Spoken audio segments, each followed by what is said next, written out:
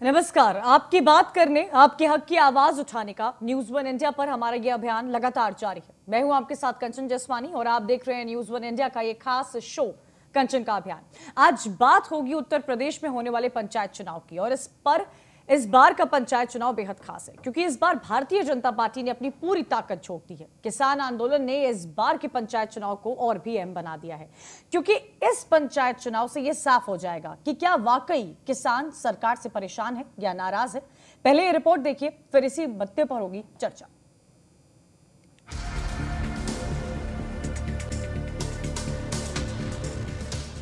UP में लोकतंत्र की बुनियाद पर सियासी बिसात बैठ चुकी है। मिशन 2022 का लिटमस टेस्ट बनने वाले हैं यूपी के पंचायत चुनाव, जिसमें पहले से मौजूद सत्ताधारी भाजपा, मुख्य विपक्षी समाजवादी और कांग्रेस ही नहीं बल्कि इस बार शिवपाल की प्रसपा, ओवैसी की AIMIM और केजरीवाल की आम आदमी पार्टी समेत करीब दर्जन भर नए राजनीतिक चेहरे भी यूपी में अपना वजूद तलाशने की जंग में जुटे हुए हैं। ऐसे में पंचायत चुनाव बीजेपी बनाम ऑल नजर आ रहे हैं। सभी भाजपा को चुनौती दे रहे हैं और भाजपा अकेले सबको चुनौती दे रही है। देश के जो प्रधानमंत्री जी का संकल्प था स्वच्छ भारत मिशन, जो 2 अक्टूबर 2014 को प्रारंभ किया गया था, 3 वर्ष के बाद 2017 में माननीय मुख्यमंत्री जी के मार्गदर्शन में उसमें तेजी से काम हुआ, क्योंकि पिछले 2-3 वर्षों में ये विषय सरकार की प्राथमिकताओं में नहीं था। लेकिन माननीय मुख्यमंत्री जी के शपथ ग्रहण के तुरंत बाद सरकार ने अपनी प्राथमिकताओं वाली योजना में शामिल करके इस पर कार्य प्रारंभ किया और परंपरागत और खुले में शौच की प्रवृत्ति पर रोक लगाने और ग्रामवासियों के जीवन में गुणवत्तापरक सुधार और महिलाओं, हमारी माताओं बहनों के मान सम्मान, उनकी सुरक्षा से जुड़े विषयों को लेकर इस स्वच्छ भारत मिशन का 2014 2 अक्टूबर को प्रारंभ किया गया। पंचायत चुनाव की अहमियत इस बार बीजेपी भी समझ रही है, इसलिए पिछले दिनों लखनऊ पहुंचे जेपी नड्डा ने भी ग्राउंड लेवल पर काम करने वाले कार्यकर्ताओं को गुरु मंत्र दिया। राष्ट्रीय स्तर पर रिकॉग्नाइज्ड पॉलिटिकल पार्टी और कुछ में रीजनल रिकॉग्नाइज्ड पॉलिटिकल पार्टी, हम सब लोग भारतीय जनता पार्टी के कार्यकर्ता के रूप में काम करने का मौका मिला, उसे राजनीति के दृष्टि से अपने आप को बहुत ही भाग्यशाली मानना चाहिए, ये हमको समझना चाहिए। पंचायत चुनाव की वोटिंग इस बार बैलेट से होगी। किसान आंदोलन जैसे मुद्दों पर खुद को सही साबित कर विपक्ष जीत हासिल करना चाहता है। वहीं बीजेपी के लिए ये चुनाव मौजूदा वक्त के सबसे सुलगते कृषि कानून पर मोहर लगवाना है। Bureau report, news one India.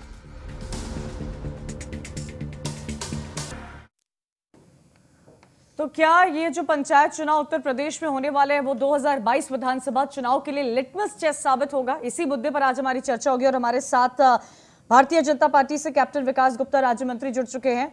Congress से अलका लांबा कुछ ही देर में हमारे साथ जुड़ेंगे। समाजवादी पार्टी से राजकुमार भाटी प्रवक्ता, बीएसपी समर्थक MH खान साहब, सीनियर जर्नलिस्ट विक्रम राव और आम आदमी पार्टी से रत्नेश मिश्र हमारे साथ स्टूडियो में है। पॉलिटिकल एनालिस्ट शिवम त्यागी भी स्टूडियो में हमारे साथ मौजूद है। लेकिन मेरा सबसे पहला सवाल आज कैप्टन विकास गुप्ता जी से होगा, क्या गुरु मंत्र देकर गए हैं जेपी नड्डा साहब? नहीं, कुछ नहीं है। जेपी नड्डा साहब तो सामान्य उनकी जैसे संगठनात्मक उनकी यात्रा होती है, वो उस यात्रा पर आए थे। उन्होंने काशी क्षेत्र के कार्यालय का उद्घाटन किया था और देखिए, चूंकि संगठनात्मक विषयों पर उनका हमेशा से मार्गदर्शन मिलता रहता है और वो मार्गदर्शन हम कार्यकर्ताओं के लिए बहुत ही उपयोगी सिद्ध होता है, तो इसीलिए उनके मार्गदर्शन में जो भी कार्य हम लोगों को दिया जाता है वो हम करते रहते हैं। रही बात पंचायत चुनाव की, पंचायत चुनाव एक ग्रास रूट लेवल डेमोक्रेसी का सबसे प्राथमिक बिंदु है और इस बिंदु पर चुनाव की होगा। अभी आने वाले कुछ समय में उनके चुनावों के कार्यक्रम की घोषणा हो जाएगी और मुझे उम्मीद है कि जो ग्रास रूट लेवल जिसका सपना महात्मा गांधी जी ने देखा था और पंडित दीनदयाल उपाध्याय ने देखा था, उस सपने को साकार करने के लिए पंचायत चुनाव हो रहे हैं। और ये आप तो कह सकते हैं लिटमस टेस्ट है, लेकिन मैं समझता हूँ कि जो डेमोक्रेसी है, जो लोकतांत्रिक व्यवस्था है, उसका जो मूल आधार है ग्रामीण लोकतंत्र, ग्रामीण क्षेत्र से और फिर उसके बाद से क्षेत्रीय से और फिर उसके बाद जिला पंचायत, ये अपने आप में एक बहुत महत्वपूर्ण है और इसका चुनाव अभी आने वाले समय में आप देखेंगे। राजकुमार भाटी जी, समाजवादी पार्टी के कार्यकर्ता ग्राउंड पर कब नजर आएंगे और क्या रणनीति है पंचायत चुनाव को लेकर? ग्राउंड पे आपको अभी दिखाई नहीं दिए समाजवादी पार्टी के कार्यकर्ता।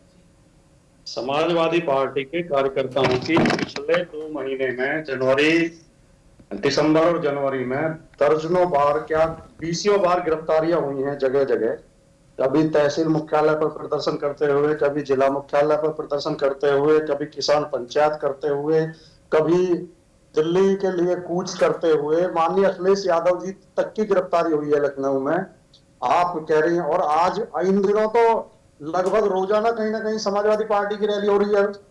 कल 5 मार्च को आपके टप्पल में, जिला अलीगढ़ में एक बहुत बड़ी किसान रैली होने जा रही है, जिसे अखिलेश जी संबोधित करेंगे। समाजवादी पार्टी की पूरी टीम लगी हुई है।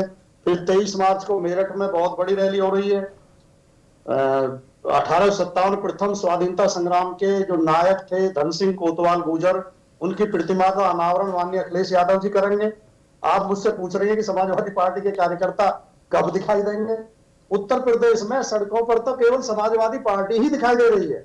भारतीय जनता पार्टी पंचायत चुनाव में परचम लहरेगा समाजवादी पार्टी का।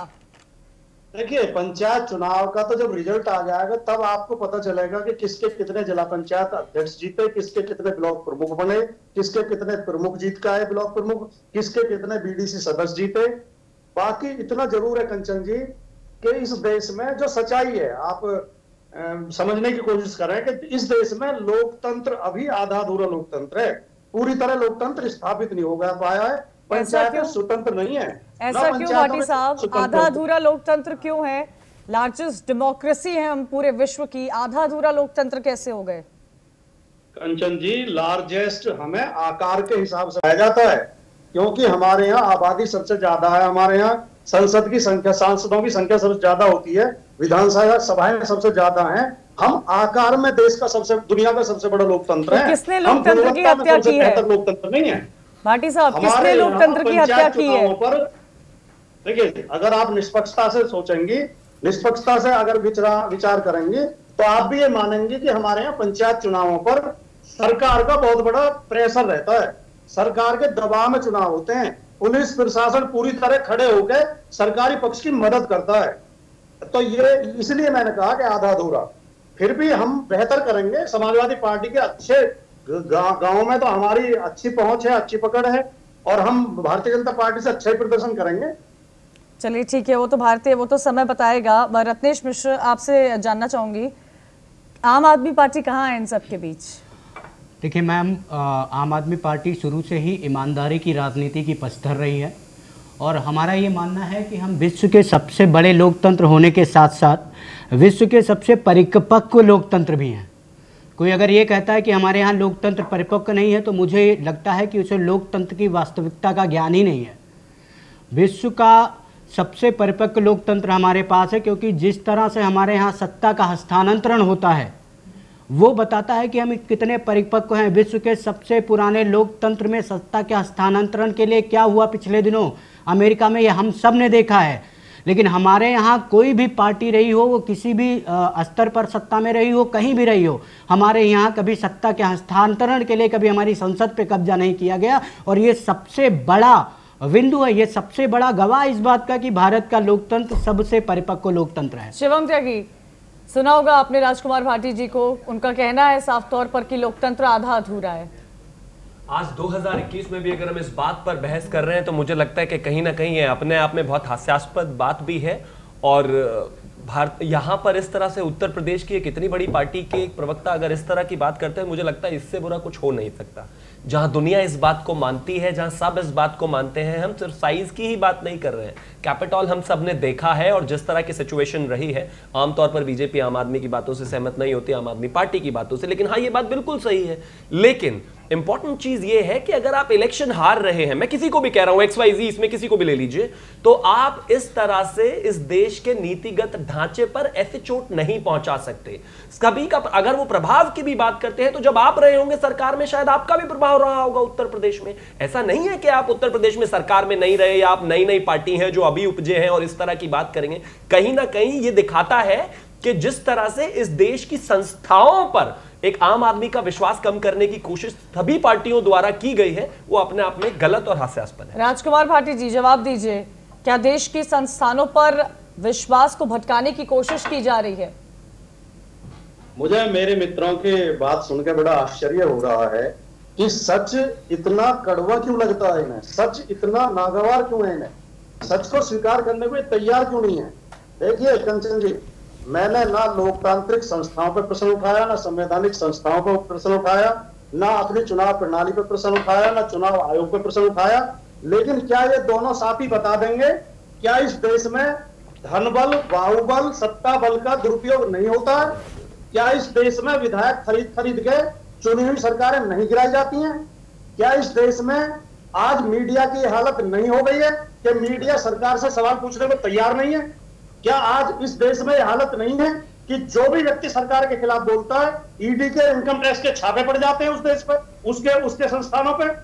अमेरिका से तुलना कर रहे हैं, माना कि अमेरिका में एक हमारे जो प्रधानमंत्री है माननीय मोदी जी, जिनकी वो प्रशंसा करते थे, उनके फेवरेट आदमी थे अमेरिका के राष्ट्रपति ट्रंप, जिन्होंने वहां थोड़ी सी हिंसा की, बदतमीजी की, लेकिन अमेरिका किस हिम्मत के साथ उनके खिलाफ खड़ा हुआ आपने देखा? जब ट्रंप खुद ये आके टीवी चैनलों पे लाइव अपने जीतने की घोषणा कर रहे थे, तो वहां के टीवी चैनलों ने उनका लाइव बंद कर दिया और बीच में एंकर ने ये कहा कि ये ट्रंप झूठ बोल रहे हैं। इस भारत में पहले तो राजकुमार भाटी जी, मैं ये कहना चाहता हूं कि आप मुझसे उम्र में अप्रोक्सीमेटली 2 गुना बड़े हैं, मतलब करीब 60 साल 65 साल आपकी उम्र मुझे दिखाई पड़ रही है। तो मेरे देश में अगर आज भी लोकतंत्र नहीं है तो आपने मुझ जैसे बच्चों के लिए किया क्या? 60 साल में आप इतना भी स्थापित नहीं कर पाए, वो अलग बात है। मैं आपकी इस बात से इत्तेफाक नहीं करता, फिर भी मैं आपसे पूछता हूं। अब भाटी जी, आपको सुनना तो पड़ेगा, आपने इतनी सारी बातें बोली, बड़ी शालीनता से मैंने सुनी। दूसरा, बिल्कुल सही कह रहे हैं आप, मीडिया को तो बात करने का मौका ही नहीं दिया जा रहा। चैनल पूछ के लोगों को, पत्रकारों को कह दिया जाता है तुम बिके हुए आदमी हो। एक पत्रकार पूछता है कि साहब अभी तो 2018 में एफआईआर हुई थी, ऐसे ऐसे ऐसे ऐसे हुआ था, उसको तुरंत एक राष्ट्रीय पार्टी के मुखिया कहने लग जाते हैं तुम बिके हुए पत्रकार हो। सवाल सुनने की क्षमता क्यों नहीं रहे? नाम लेके अच्छे तरीके से अखिलेश यादव जी ने किस न्यूज चैनल का नाम लिया था अच्छी तरीके से हमें याद है, घटना भी ज्यादा पुरानी नहीं है। तो ये तो हालात आपने कर दिए हैं। आपके पास जब सवाल का जवाब नहीं होता तो हर रोज एक इस देश के एक न्यूज चैनल का एक एंकर हर रोज विपक्ष से कम ना होने में दिन में 5 से 10 बार गाली खाता ही खाता है। ये मैंडेट बना दिया है आपने। अरे भाई, हम इस देश में सबसे ज्यादा विपक्ष में रहे, पूछिए आप हमने किसी को अगर इस तरह से गाली दी हो। आप एक बात से इत्तेफाक रखें या ना रखें, मैं रखूं या ना रखूं, लेकिन कम से कम इस तरह की बातें तो नहीं होनी चाहिए। मीडिया ऐसा ही था। अब एक चीज बताइए, जमीन पर आप है नहीं, चुनाव में आप है नहीं, लोकल चुनाव में आप है नहीं, उपचुनाव में आप है नहीं, उपचुनाव के समय आपके नेता लंदन होते हैं, उसके बाद भी आप सोचते हैं कि मीडिया आप ही का गुणगान करता रहे, तो वैसा तो नहीं हो सकता ना। सब जो जीतेगा उसकी भी बात रखी जाएगी और जो हारेगा उसकी भी बात रखी जाएगी। वक्त बताएगा। कैप्टन विकास जी, ये बताइए कि किस शिद्दत के साथ, क्योंकि हमने साफ तौर पर देखा है भारतीय जनता पार्टी ने पूरी ताकत झोंक दी है अपनी इस पंचायत चुनाव को लेकर और कहीं न कहीं एक बड़ा संदेश देने की कोशिश की है। पिछले कुछ समय से किसान आंदोलन जारी है, क्या इसका खामियाजा पंचायत चुनाव और आने वाले विधानसभा चुनाव में देखने को मिलेगा? बिल्कुल नहीं मिलेगा, क्योंकि मैं कृषि अनुसंधान परिषद का अध्यक्ष भी हूं और किसानों के बीच में मैं आता जाता रहता हूं, किसानों के बीच में पंचायत भी करता हूं और मेरा जब से ये कृषि विधेयक बिल जब से पास हुआ है संसद में, तब से मैं विभिन्न मीडिया के माध्यम से अपने न्यूज़पेपर के माध्यम से मैं लिखता रहता हूं और इसका बहुत सकारात्मक प्रभाव ग्रामीण क्षेत्रों में है। मैं भी पश्चिम उत्तर प्रदेश से आता हूं और जहां पर ये आंदोलन, जिसे लोग कहते हैं कि किसानों का आंदोलन पश्चिम उत्तर प्रदेश में चल रहा है, वो कतई कुछ नहीं है।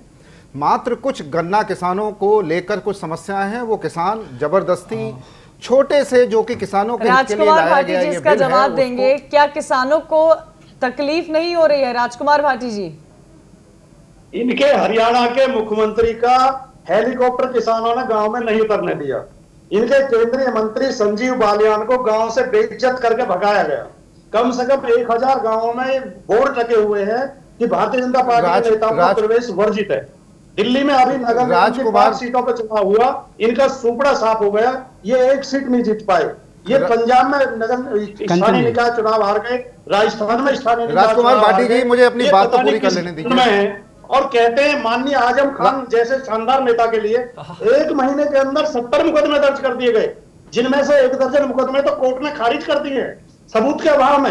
एक राजनीतिक व्यक्ति के खिलाफ आप फर्जी मुकदमे करेंगे और फिर उसे जस्टिफाई करेंगे और इसे लोकतांत्रिक प्रणाली बताएंगे। क्या इस देश में यह सच्चाई नहीं है कि आज कई मीडिया चैनल ऐसे हैं जो सरकार से कोई प्रश्न पूछता ही नहीं है?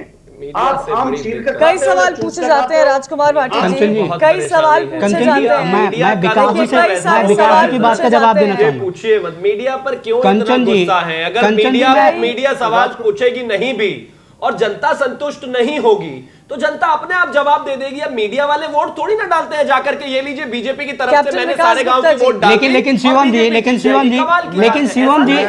जी और हम चुनाव उत्तर प्रदेश में उपचुनाव थे, कितनी सीटें जीती आपने? 1 7 में। शिवम जी, ये आपका विकास। शिवम जी, लेकिन मीडिया बिल्कुल, मीडिया क्या कहते हैं, जनादेश को फॉर्म करती है। आप ये कतई नहीं कर सकते कि मीडिया बिल्कुल नहीं। अगर मीडिया बायस्ड होगी, नहीं सुन लीजिए, मैंने कब कहा कि मीडिया बायस्ड है? मैंने कब कहा मीडिया बायस्ड है? मैंने कब कहा मीडिया बायस्ड है? मैंने कहा ना, अगर बायस्ड है मीडिया, अगर मीडिया बायस्ड होकर काम करेगी तो बिल्कुल सत्ता पार्टी को पहुंचेगा। आपकी भी बात अगर मीडिया बायस्ड है तो सत्ता के पक्ष में काम जा रही है। रत्नेश मिश्र जी, अगर मीडिया बायस्ड है तो आपकी भी बात उतनी ही तरीके से रखी जा रही है जितना हम किसी और पार्टी मैंने ये नहीं कहा कि मीडिया बायस्ड है। कंचन जी, मैंने ये नहीं कहा कि मीडिया बायस्ड है। मैंने कहा अगर मीडिया बायस्ड हो जाती है तो, कैप्टन विकास गुप्ता, अगर मीडिया बायस्ड हो जाती है तो। कैप्टन विकास गुप्ता, आवाज मिल रही है जी, बोलिए अपनी बात रखिए। हाँ, मेरी आवाज मिल रही है। मैं थोड़ी सी, क्योंकि मेरी बात बीच में राजकुमार भाटी जी ने काट दी थी। राजकुमार भाटी जी जिस जिले से आते हैं उसी जिले में मैं भी रहता हूं और मैं भी पश्चिम उत्तर प्रदेश में काफ़ी मेरा भ्रमण रहता है। राजकुमार भाटी जी कह रहे हैं कि साहब किसी गांव में उनको घुसने नहीं दिया गया। मैं आपको बता देना चाहता हूं कंचन जी, मैं डेली एक दिन छोड़ के एक दिन गांव में जा रहा हूं, अपनी बातें रख रहा हूं। मुझे तो कहीं कोई किसी ने नहीं रोका, मुझे तो कहीं कोई बोर्ड दिखाई नहीं दिया। ये बात कर रहे हैं कि गांव में जाटों की, मैं जाटों के गांव में भी पंचायत कर रहा हूं, मुझे तो कोई दिक्कत नहीं आई। अब गांव का नाम बता दो, 4-5 गांव का। मैं जलालाबाद में पंचायत, मैं बता देता, मैं नाम बता दे रहा हूं। मैं नाम आपको राजकुमार भाटी जी बताया। मैं जलालाबाद, जो जिसे कहते हैं जाटों का गांव में, वहां पंचायत करके आया हूं। मैं चितौड़ा गांव में पंचायत करके आया हूं। मैं अभी भी, राजकुमार भाटी जी, अभी भी मैं जाता रहता हूं, लोगों के बीच में जाता रहता हूं। मुझे तो कहीं कोई समस्या नहीं दिखाई दी, मुझे तो कहीं किसी किसान ने कोई मुझे शिकायत नहीं करी। आपने मैं बता तो रहा हूं आपको, मैं आपको यहां पर टीवी चैनल पे मैंने आपको बता तो रहा हूं, मैं कई सारे गांव में हूं। मेरे सोशल मीडिया पर आप 100 गांव के नाम नहीं पूछ रहे, 4-5 नाम बता दे खाली गांव के। मेरे सोशल मीडिया पर सारे मेरे वक्तव्य हैं। गांव के नाम तक तो पता नहीं है कंचन जी, इतना झूठ बोलते हैं भारतीय जनता पार्टी के लोग। ये गांव के 5 नाम नहीं गिनवा सकते और कह रहे हैं मैं रोजाना गांव में जाता हूं। मैं गिनवा तो रहा हूं आपको, आप चाहते हैं ना मेरी बात। मैं गाजियाबाद कानपुर तक के और नोएडा से लेकर आगरा तक के बताओ। मैं आपको 5 गांव विकास जी, गोंडा में स्थित बजाज चीनी मिल किसानों के गन्ने के मूल्य का भुगतान नहीं कर रही है। आप कब करवाएंगे ये बता दीजिए। मैं खुद गोंडा का रहने वाला हूं। मेरे गांव के, सुन लीजिए विकास जी, मेरे गांव के लोगों का 2-2 साल का पैसा बकाया है बजाज चीनी मिल पे। आप उसे नहीं दिलाते। किसानों का शोषण किया जाता है वहां पे, आप उसे नहीं दिलाते। चलिए, आप नहीं पैसा दिलाते किसानों को। जवाब दीजिए इसका, जवाब दीजिए रत्नेश जी, जवाब तो लीजिए। किसानों का पैसा दलाली खा रहे हैं आप। उनसे 2-2 साल से पैसा नहीं गया किसानों को और आप कहते हैं किसान आपसे नाराज नहीं है। कई सारे आरोप लग रहे हैं आम आदमी पार्टी की तरफ से। कैप्टन विकास गुप्ता, कई सारे आरोप लग रहे हैं आम आदमी पार्टी की तरफ से। जवाब दीजिए इस पर। गन्ने, बजाज चीनी मिल गन्ने का भुगतान कब करवाएगी मुझे बता दीजिए। आप राज्य में, आप उनको जवाब तो देने दीजिए, सुन लीजिए, जवाब तो देने दीजिए। बताइए, बजाज चीनी मिल गोंडा के किसानों रत्नेश मिश्रा जी, उनको जवाब देने दीजिए। सवाल पूछा गया है, रत्नेश जी, उनको जवाब देने दीजिए। आम आदमी पार्टी काफी गरजती हुई नजर आ रही है।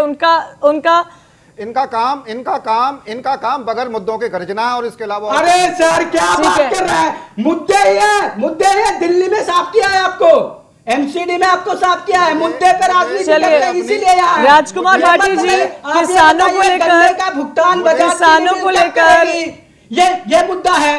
पेट्रोल के रत्नेश दाम मिश्रा जी, उत्तर प्रदेश में महंगाई कम होंगे और पर बात एडेड होगी। देखिए रत्नेश मिश्रा जी, महंगाई पर बात होगी। इस तरह डिस्ट्रैक्ट मत कीजिए डिबेट को। आप डिस्ट्रैक्ट करने की कोशिश कर रहे हैं, ये सब्जेक्ट नहीं है, आप डिस्ट्रैक्ट करने की कोशिश कर रहे हैं। एमसीडी का गुणगान आपने 5 बजे के डिबेट में किया था। राजकुमार भाटी जी, क्या किसानों का जो किसानों की समस्या, क्या उसका खामियाजा पार्टी को, भारतीय जनता पार्टी को भुगतना पड़ेगा? क्योंकि आपके तो कार्यकर्ता नजर आते हैं, अखिलेश यादव पूर्वांचल में नजर आते हैं, लेकिन कई अहम मुद्दों पर वो बोलते हुए नहीं नजर आते हैं जिन पे उनको बोलना चाहिए अध्यक्ष के तौर पर। कंचन जी, विकास जी से जवाब राजकुमार भाटी से तो पूछ लेने दीजिए। मुझे स्टेट पार्टी है राजकुमार भाटी जी, जवाब दे दीजिए। किसान का बेटा, मेरे पिताजी शुद्ध किसान हैं। मुझे बीच में मैं एंकर से अलका जी से मैं कह रहा हूं, मैं आपकी बात का जवाब देना चाहता हूं। 5 साल तक समाजवादी पार्टी की सरकार रही, 5 साल तक, 2012 से लेके और 2017 तक उनका जवाब तो सुन लीजिए। पार्टी की सरकार रही, जवाब सुन लीजिए। मैं जवाब ही तो दे रहा हूं। मैं 5 साल तक समाजवादी पार्टी की सरकार रही। 5 साल में गन्ना किसानों को समाजवादी पार्टी की सरकार ने 1,03,000 करोड़ रुपए का भुगतान किया। 5 सालों में हमारी भारतीय जनता पार्टी की सरकार ने सिर्फ 3 वर्षों में 1,15,000 करोड़ रुपए के गन्ने के किसानों का भुगतान किया। किसानों के मुद्दे पर अलका लांबा हमारे साथ जुड़ रही है कांग्रेस पार्टी से, उनका सीधा रुख करूंगी। क्या रणनीति है अलका जी पंचायत चुनाव को लेकर कांग्रेस पार्टी की? कंचन जी, सबसे पहले तो मैं आपका धन्यवाद करती हूँ। आपके चैनल पर आपने मुझे आमंत्रित किया, पहली बार है। उम्मीद करते हैं आपका हमारा अनुभव सुखद रहेगा। दूसरी बात, बहुत अहम मुद्दा है किसान, गन्ना किसान, और उसमें जो महंगाई, बेरोजगारी, और साथ में ये चुनाव जो स्थानीय लोकल चुनाव है, मुझे लगता है ये बड़े लोकल मुद्दे पर होते हैं, अंतर्राष्ट्रीय राष्ट्रीय मुद्दों पर नहीं होते। बिल्कुल बेरोजगारी कहे, महंगाई कहे, अगर उस इलाकों में गन्ना किसान है, दूसरे किसान है, बिल्कुल वो सोच समझकर अपना वोट देंगे, क्योंकि केंद्र में और उत्तर प्रदेश में एक ही पार्टी की सरकार है, डबल इंजन की, जो तेजी से दौड़नी चाहिए थी वो कहीं जाम हो चुकी है। लोग त्राहित है, पूरी तरह त्रस्त है। महिलाओं के साथ अपराध देखिए, मुख्यमंत्री बंगाल में तो भाषण देते हैं कि गले में रस्सी डालकर खींचेंगे अपराधियों को, लेकिन माफी चाहूंगी, उन्हें वहां से खींचकर उत्तर प्रदेश में लाकर जो हकीकत है वो कौन दिखाएगा? तो मुझे लगता है इन चुनाव में वो दिखाने का समय आ गया है। लोग बुरी तरह त्रस्त है, और सबसे बड़ी मार उत्तर प्रदेश को ही पड़ी है। बहुत बड़ा राज्य है, 5 साल बीएसपी को पूर्ण बहुमत दिया, अपने दम पर दिया, लोगों ने देखा, निराशा हुई, एसपी पे चले गए। समाजवाद को पूरे 5 साल दिए, बहुमत के दिए, उनसे भी निराश हुई, भाजपा पे आए। भाजपा की डबल इंजन की सरकार चल रही है। अब प्रियंका गांधी जी के नेतृत्व में पूरे उत्तर प्रदेश में संगठन की जो कमियां थी दूर कर ली गई हैं। संगठन का निर्माण करके प्रियंका गांधी जी अब आगे बढ़ रही हैं, और मुझे पूरा यकीन है 22 में एक बड़ा बदलाव अब उत्तर प्रदेश। ठीक है, ये वक्त बताएगा अलका जी। आपके कई सारे सवाल है भारतीय जनता पार्टी से जो पूछे जाएंगे, लेकिन लिटमस टेस्ट पंचायत चुनाव, और यही तय करेगा कि 2022 में एक बहुत बड़ा संकेत जरूर दिया जाएगा, जो भी नतीजे इस पंचायत चुनाव के रहेंगे, कि 2022 में किसकी सरकार बनने वाली है। अलका लांबा जी कांग्रेस से हमारे साथ जुड़ी हुई हैं। ब्रेक पे जाने से पहले उन्होंने मुझसे कहा था कि 2022 में तस्वीर क्लियर आ जाएगी कि किसकी सरकार बनेगी। प्रियंका गांधी के नेतृत्व में जिस तरह से तस्वीरें हमने देखी है कि पश्चिम उत्तर प्रदेश से लेकर पूर्वांचल तक हर जगह वो पहुंची हैं, किसानों के मुद्दे को दमखम से उठाया है। क्या प्रियंका गांधी मुख्यमंत्री चेहरा होंगी कांग्रेस पार्टी का? अलका जी। कंचन जी, ये उत्तर प्रदेश की हमारा जो कांग्रेस की इकाई है, कार्यकर्ता वो तय करेंगे, लेकिन लगभग ये माना जा रहा है कि पूरा उत्तर प्रदेश का कांग्रेस का कार्यकर्ता जो है वो संदेश दिल्ली तक पहुंचा रहा है कि ये जो चुनाव 2022 उत्तर प्रदेश विधानसभा का होने जा रहा है वो प्रियंका गांधी जी के नेतृत्व में ही, और उन्हें मुख्यमंत्री का चेहरा बनाकर ही लड़ा जाए। प्रियंका जी भी कह चुकी है, जो हमारी लीडरशिप है दिल्ली में, वर्किंग कमेटी है, वो बैठेगी और जो वो फैसला करेगी वो प्रियंका जी को भी मंजूर होगा। तो लगभग कहा जा सकता है कि इसी दिशा पे हवाएं बह रही हैं। चलिए जी, कैप्टन विकास गुप्ता जी, यहाँ तो अलका लांबा जी ने कहा कि 2022 में तस्वीर साफ हो जाएगी, कांग्रेस के तमाम कार्यकर्ता जमीन पर नजर आ रहे हैं, और प्रियंका गांधी के नेतृत्व में किस तरह किसानों से बातचीत करने की कोशिश की जा रही है।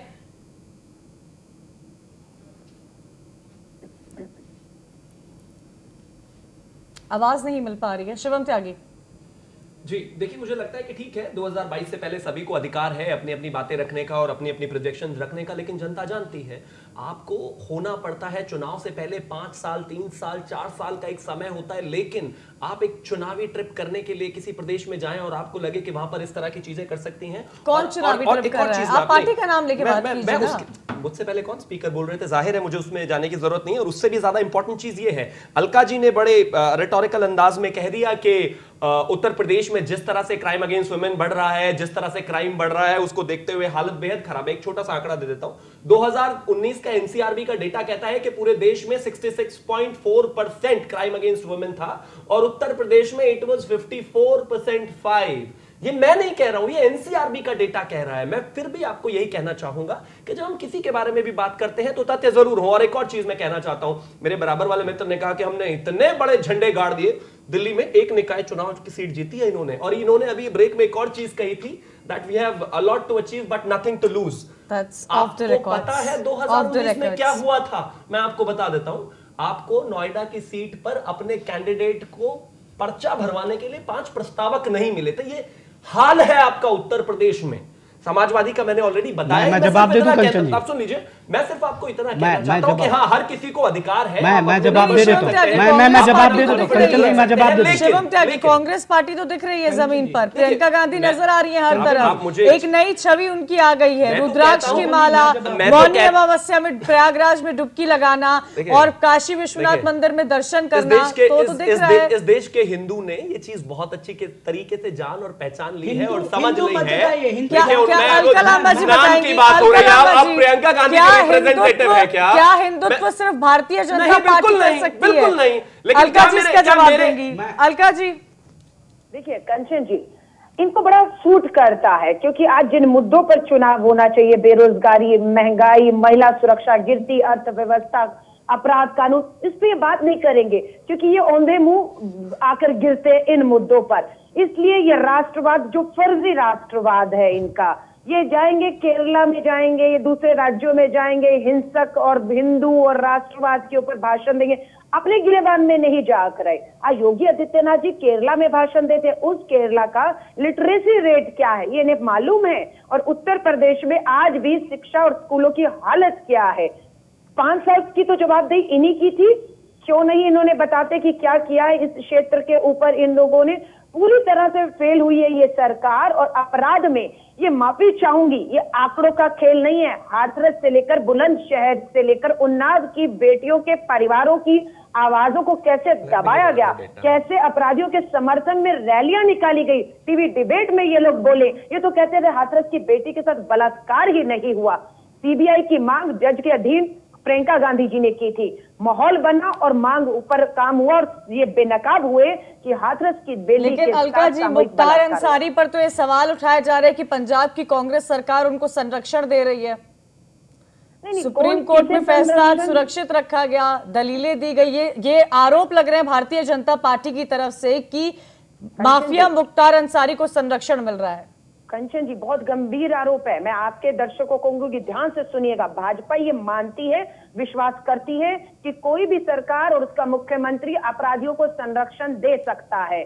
हम नहीं दे रहे, लेकिन इन्होंने मोहर लगा दी कि उत्तर प्रदेश में ये ऐसा कर रहे हैं क्योंकि इनके मुताबिक ऐसा संभव है, हमारे मुताबिक ऐसा नहीं संभव हो सकता। लेकिन इनके ऊपर राजकुमार भाटी, अपराधियों को, बलात्कारियों को, राजकुमार भाटी जी को भी मैं लाना चाहूंगी। एक सेकंड रत्नेश जी, एक सेकंड हम सब डेटा चलाते हैं, मत दीजिए डेटा सर, यहाँ पर डेटा मत दीजिए, हम सबकी आंखें खुली हुई है, हम देख सकते हैं क्या डेटा मत दीजिए प्लीज, डेटा मत दीजिए, डेटा इंटरनेट में मिल जाती है।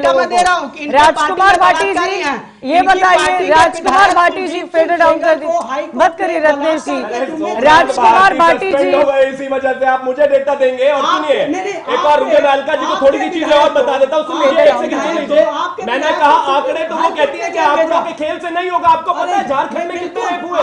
पिछले 3 महीने में 227 रेप हुए झारखंड में। एक एक करके बात कीजिए, एक एक करके बात कीजिए, एक एक करके बात कीजिए प्लीज, इस तरह बात मत कीजिए। शिवम त्यागी, रत्नेश, एक एक करके बात कीजिए, एक एक करके बात कीजिए प्लीज।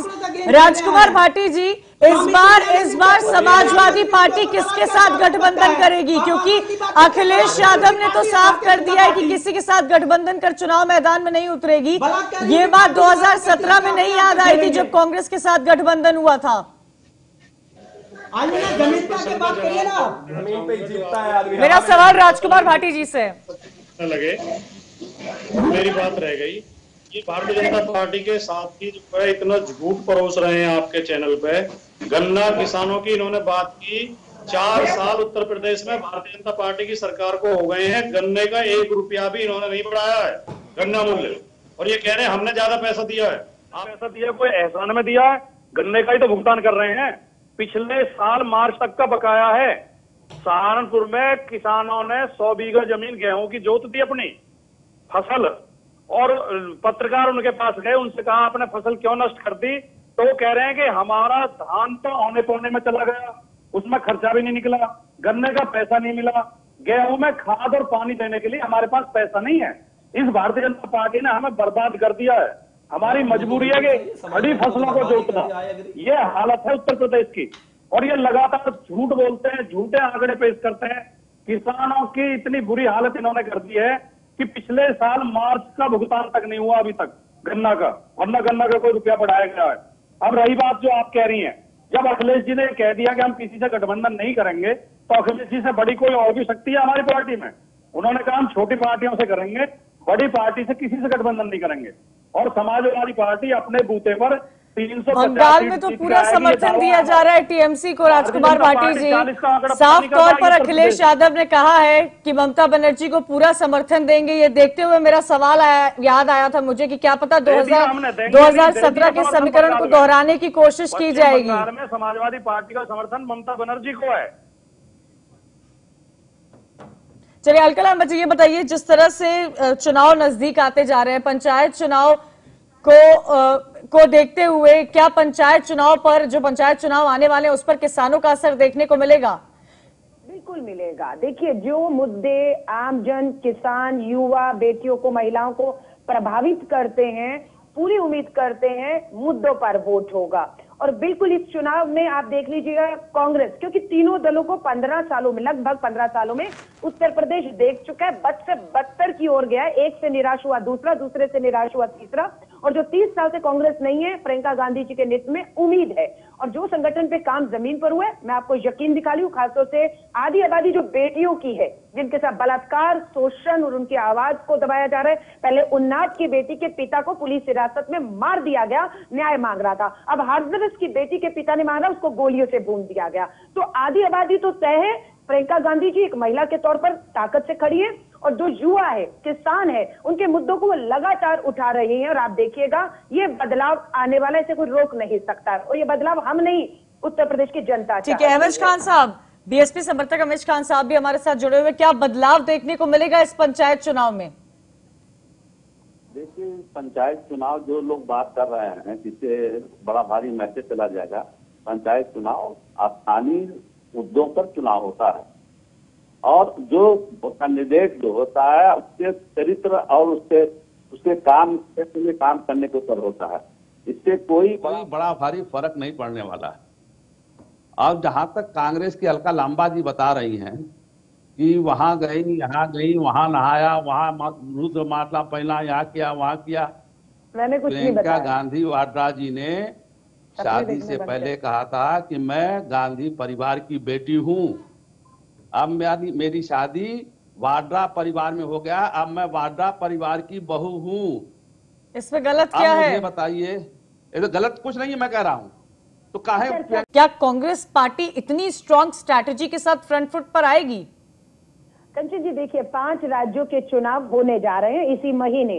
5 में 4 राज्यों में एक ही चरण में चुनाव है। बंगाल में ही सबसे ज्यादा चरण में चुनाव है, सबसे ज्यादा हिंसा भी वही है, और सबसे ज्यादा भाजपा का फोकस भी उसी एक पश्चिम बंगाल में। बाकी 4 राज्यों में बिल्कुल भी नहीं है। नाक का प्रश्न बना दिया है, हर हथकंडा अपनाया जा रहा है। और जब उत्तर प्रदेश के मुख्यमंत्री को उतार दिया, तो धार्मिक उन्माद, जाति, हिंसा, हर हथकंडे अपनाए जाएंगे, किसी तरह भी अपना प्रचार प्रसार उसको हाथ में रखने के लिए। अपने गिरेबान उत्तर प्रदेश में नहीं झांकेंगे। कांग्रेस की बात है, पूरी तरह से सेकुलर पार्टी है, मुद्दों पर रहेगी। और बिल्कुल आपने कहा, ये नगर निगम पंचायत के चुनाव हैं, विधानसभा के चुनाव, नगर निगम के चुनाव और देश के चुनाव होते हैं। सबका मुद्दा अलग होता है। हकीकत है कि देश में और प्रदेश में डबल इंजन की इनकी सरकार की हालत होते हुए बद से बदतर हुई है। कांग्रेस प्रियंका गांधी जी के नेतृत्व में संगठन के साथ पूरी मजबूती से इस स्तर से लेकर विधानसभा आ रहा है 22 में, और उसके बाद जो 24 में लोकसभा आएगा लड़ेगी। और उत्तर प्रदेश अब ठीक है, जी जल्दी से बता दीजिए कौन होगा मुख्यमंत्री चेहरा? क्या प्रियंका गांधी होंगी? मैं ये कह रही हूँ सबसे लोकप्रिय चेहरा, सबसे ज्यादा जो मांग है कार्यकर्ताओं की उत्तर प्रदेश की जमीन पर, वो प्रियंका गांधी जी को लेकर ही है। और प्रियंका गांधी जी ने बोल दिया है जो हाईकमान फैसला करेगा वो उन्हें मंजूर है। और मुझे लगता है समय आने पर हमारी एआईसीसी वर्किंग कमेटी फैसला लेगी और जिसे जिम्मेदारी सौंपेगी मुझे है कि बहुत अच्छा प्रदर्शन क्योंकि 3 दशक से उत्तर प्रदेश में कांग्रेस की सरकार नहीं बनी है, तो इस बार क्या लगता है आपको विधानसभा चुनाव में कितनी सीटें आ पाएंगी? जिस हिसाब से कांग्रेस पार्टी पूरी ताकत झोंक चुकी है। उत्तर प्रदेश ने बीएसपी को बहुमत देकर 5 साल सरकार बहन जी की बनाई, एसपी को पूर्ण बहुमत दी, बीजेपी को दिया। अब कांग्रेस को पूर्ण बहुमत देकर एक स्थिर सरकार बनाएगी, ये मेरा विश्वास है। क्योंकि इतिहास बता रहा है कि इन्होंने 1, 2, 3 को देख लिया, अब कांग्रेस बचती है। और वो कांग्रेस 30 साल से नहीं है और 30 साल से बदतर हुआ है उत्तर प्रदेश। चलिए, क्या लगता है रोटेशन, जो रोटेशन की एक वोटर की पहचान होती है कि रोटेशन गवर्नमेंट देखने को मिले, वही उम्मीद यहाँ आपकी तरफ से भी की जा रही है। शिवम त्यागी, क्लोजिंग स्टेटमेंट चाहिए मुझे पंचायत चुनाव को लेकर। देखिए, मुझे लगता है कि सबको ऑप्टिमिस्टिक होने की बात है, लेकिन जब मुद्दों की बात करो, क्राइम की बात करो, डेटा लेकर आओ तो कहते हैं कि अरे ये तो आंकड़ों की बाजीगरी सरकार करती है, बीजेपी करती है। तो भी आप भी आंकड़े लेकर आ जाइए। जब आप बात, आपका नाम शिवम त्यागी नहीं है, और जब आप बात करते हैं कि हाथरस का हुआ, ये तमाम जगहों के आप मुद्दे उठाते हैं, आप अपना डेटा उठाकर देखिए ना। झारखंड की क्या एक खबर भी है, 3 महीने में, मैं फिर से कह रहा हूं, 260 रेप केसेस रिपोर्ट हुए पूरे हिंदुस्तान के सबसे ज्यादा। क्यों, क्या वो हीनियस क्राइम नहीं है? क्या बलात्कार सिर्फ उत्तर प्रदेश का बलात्कार है, झारखंड में जो होता है वो नहीं है? मैं कहता हूं बिल्कुल क्रिटिसाइज कीजिए, लेकिन डेटा के साथ जुमलेबाजी से कुछ फर्क नहीं पड़ने वाला है। मैं कहता हूं जुमलेबाजी छोड़ दीजिए। राजकुमार भाटी जी, जब मैं कहता हूं धर्म की बात, राजकुमार भाटी जी आपका क्लोजिंग स्टेटमेंट जल्दी से सर। अपराध तो हो रहे होंगे दूसरी जगह भी, लेकिन उत्तर प्रदेश में अपराध घटने के बाद सरकार का जो रवैया होता है वो अपराधियों को पकड़ने के बजाय पीड़ित को ही उत्पीड़न करते हैं, उन जबरदस्ती डेड बॉडी जला देते हैं, उनके घर वालों को गिरफ्तार कर लेते हैं। ऐसे शर्मनाक रवैया देश में किसी और सरकार का नहीं है। एमएच खान साहब क्लोजिंग स्टेटमेंट, समय की कमी है हमारे पास। एमएच खान साहब क्लोजिंग स्टेटमेंट जल्दी से। क्या पंचायत चुनाव में तस्वीर बदलेगी, या जिस तरह से भारतीय जनता पार्टी पूरी ताकत लगा रही है वही भारतीय जनता पार्टी का परचम लहराएगा? मैंने आपसे कहा कि चुनावी होता है, कोई पार्टी अपना सिंबल नहीं देती है, जिसको नहीं देती है वो उसको भी अपना बना लेते हैं। तो वो जो काम आज 5 साल से पहले तक जिला पंचायतों में नहीं हुआ है, उस पे उसी आधार पर वोट पड़ेंगे और उसी आधार पर वोट मिलेगा। इस पर कोई सरकार का लेना देना नहीं है, नहीं। ठीक है, कैप्टन विकास गुप्ता जी क्लोजिंग स्टेटमेंट जल्दी से। ऐसा है मेरा राजकुमार भाटी जी बड़ी बातें बता रहे थे। मैं राजकुमार भाटी जी आपको बता देना चाहता हूं कि मैं सिर्फ गांव में ही रहता हूं, क्योंकि मैं कृषि अनुसंधान परिषद का अध्यक्ष हूं। उत्तर प्रदेश में अब की बार रबी की जो फसल है रिकॉर्ड उत्पादन होने जा रहा है, खरीफ की फसल के और पिछले वर्ष 2020 और 21 के आंकड़े सभी के सामने हैं। उत्तर प्रदेश सबसे ज्यादा दूध का उत्पादन करता है, उत्तर प्रदेश सबसे ज्यादा अनाज का उत्पादन करता है, उत्तर प्रदेश सबसे ज्यादा आम का उत्पादन करता है, उत्तर प्रदेश सबसे ज्यादा गन्ने का उत्पादन करता है।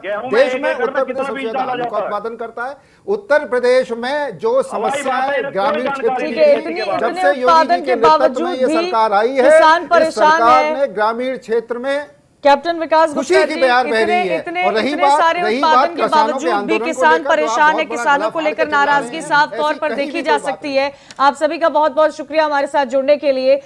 पंचायत चुनाव लिटमस टेस्ट होगा, क्योंकि हर पार्टी की नजर मिशन 2022 पर लगी हुई है। विधानसभा चुनाव होने वाले हैं, पूरी पार्टियों ने अपनी सारी ताकत झोंक दी है। एक तरफ प्रियंका गांधी वाड्रा निकल चुकी है, यूपी में जगह जगह जा रही है, एक नई छवि, एक हिंदुत्व की छवि के साथ नजर आ रही है।